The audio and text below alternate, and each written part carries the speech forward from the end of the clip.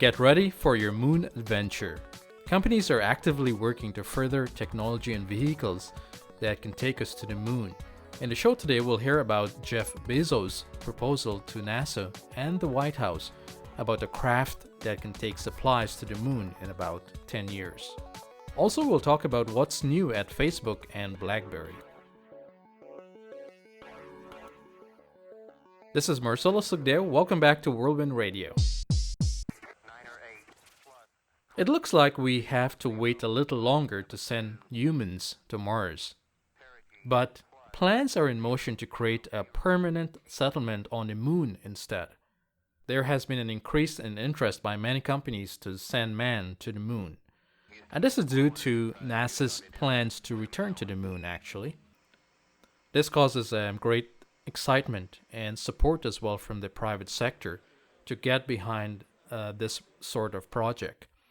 And added to that, there is an interest by the new administration in Washington, which, according to some reports, is eager for a great first term by rallying the nation, by rallying Americans together the way it was done when the Apollo flights took off in the late 1960s and the early 1970s. One of the companies that have made a proposal is Blue Origin. And this is the space company that is owned by Jeff Bezos. And he's, of course, the founder of Amazon.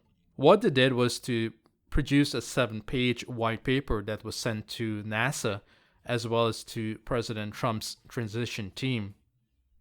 And this white paper highlights the interest in developing a lunar spacecraft. The paper talks about the spacecraft that will touch down near the crater at the South Pole where there is water and also continuous sunlight, which will provide the solar energy for the spacecraft. So what they're proposing is that this service will be able to deliver gear for experiments as well as cargo by the mid-2020s. This service doesn't involve flying humans though. It's just about cargo missions that would help to establish a human colony on the moon. And Bezos said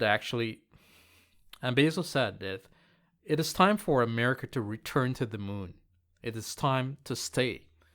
And I truly like that, because for me, it's hard to believe that it's been almost, or actually over 4 decades. That was the last time when an astronaut was on the moon. Most of us were not even alive then. So it is shocking to see that where we were in 1972 in terms of technology, and back then, one would have expected that by now, we should have been on Mars, or we would have been on Mars. Maybe after some more advances in AI, we can send robots to colonize Mars. Now, Bezos' announcement came on the heels of SpaceX founder Elon Musk, who made a stunning announcement earlier in the week. He said that his company planned to fly 2 private citizens on a tourist trip around the moon by next year. Also, NASA has announced that they're considering adding astronauts to the first flight of its Space Launch System rocket and the Orion crew capsule. That flight was originally scheduled to fly without humans by 2018 and would also circle the moon. But now they're saying that they're looking to move faster than that. And under the Trump administration, it is now studying the feasibility of adding crew to that mission. So they are now expecting by 2019 that they can actually send humans out to the moon and back. There has been a lot of renewed interest in developing technologies and spacecrafts to travel to the moon, not just on the private sector side. NASA is involved in this as well. So with the new administration in Washington, we can see a lot more of this happening in the very near future.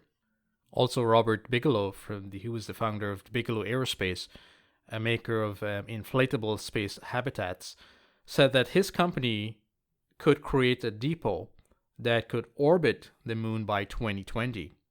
And this will house supplies and medical facilities as well as humans. He was actually glad that the administration seems to be focusing on the moon, because he said that Mars at this time looks premature, but the moon is not. So we are ready for the moon. For critics out there, Blue Origin has a suborbital rocket. It's called a New Shepard. 5 times within the last year, they have successfully launched this rocket. And what it did was it flew past the 62-mile edge of space and then landed back vertically at the company's West Texas facility at their landing pad. So they did this 5 times successfully. They were able to go to the edge of that orbit. So it's about using that same technology. So that same technology could be used to land a vehicle on the moon and to carry as well up to 10,000 pounds of materials. So, are you ready for moon travel? Like Bezos, I think it's long overdue and we really need to get back out there. Have you ever passed a restaurant and wondered if the food is great? Or maybe sending a text to your friend Bob to see if he likes eating there? Well, how would you know if Bob ate there? Wouldn't it be great to have personal recommendations from your friends on where to eat, where to stay, as if they were next to you? Well, now you can. Facebook recently began rolling out a feature called City Guides to its iOS app. This new feature gives users a list of cities that were visited by their friends, along with recommendations on places to eat or where to visit, as well as where to stay on a future trip. So now your friends can know all about the secret getaway trip that you took last month when you said that you were sick. But seriously, this feature can be found in the Explore tab of the app. Now, after tapping on a city, the app provides a list of your friends who have been to that location, along with the places they have checked into while they were there. So, if you're looking for a restaurant or a hotel suggestion, it is easy to just bookmark that spot right in the app and then send a message to that friend to see what he or she thinks about it. I think this is good because if it's a friend that you really trust, then you can go with their recommendations. As you know, a friend will know you more intimately or closely.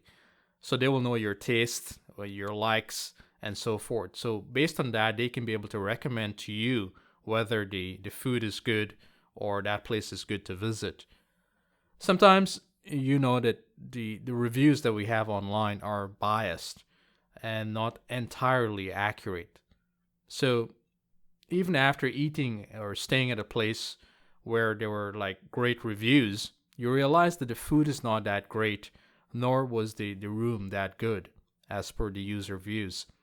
So with this new feature on Facebook, you can be able to get firsthand user reviews from friends, from people that you know.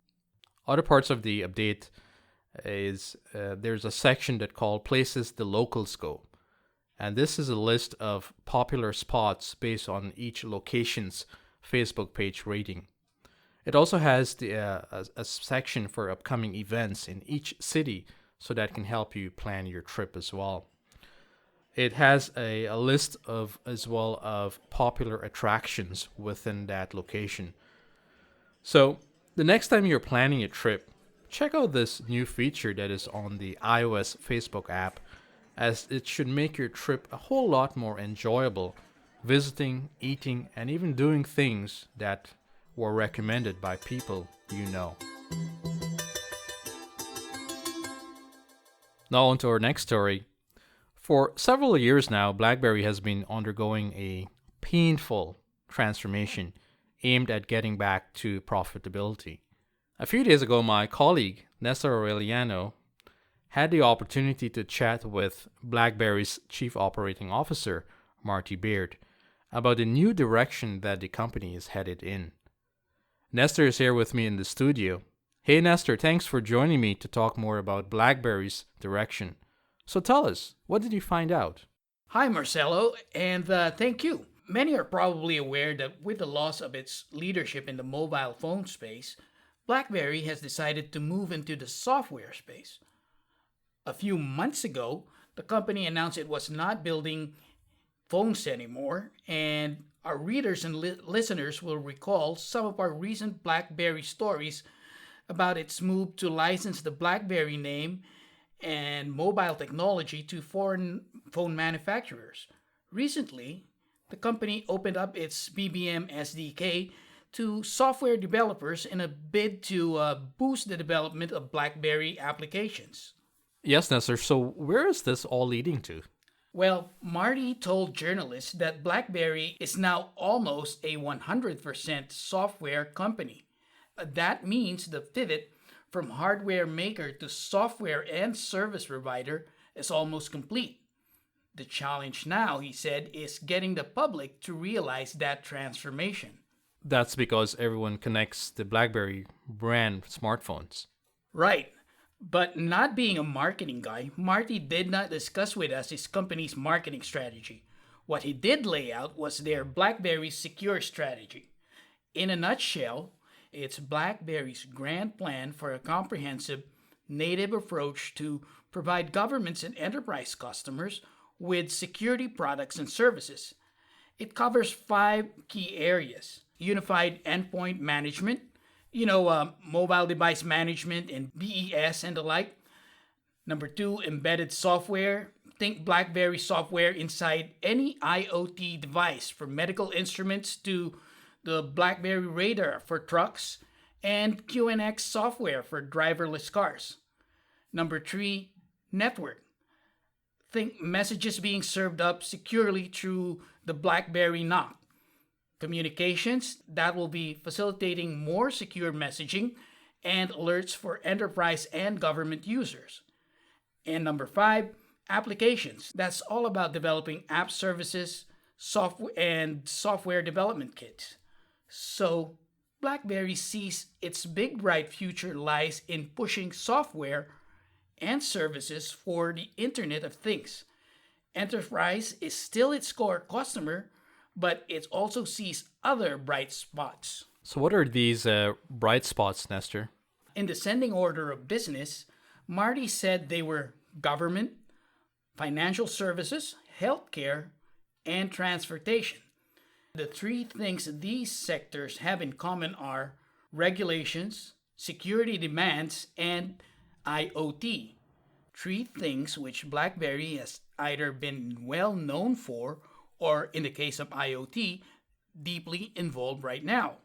So what are BlackBerry's challenges, Nestor? For one thing, public perception.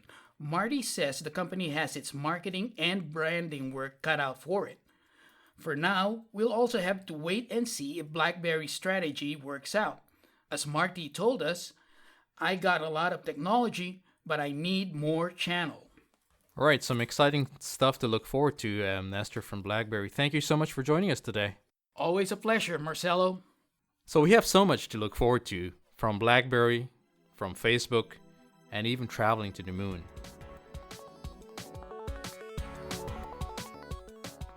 So with that, we've come to the end of this show. Thank you so much for joining us. From the team here at Whirlwind, stay safe in the technology whirlwind.